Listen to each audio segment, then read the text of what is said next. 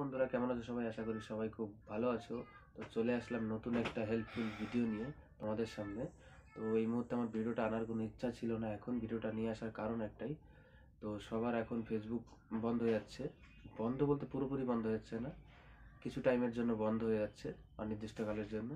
তো তোমরা যারা ভয় পাচ্ছ যে ফেসবুক হ্যাক হয়েছে বা ফেসবুকটা, যাই হোক যেটাই ভাবছো তোমরা, সেটা নিয়ে কোনো ভয়ের কোনো কারণ নেই।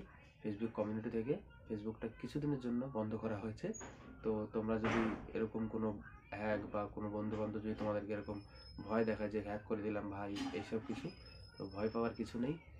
তো ভিডিওটা যদি ভালো লেগে থাকে অবশ্যই like, comment, share and subscribe করে দিও।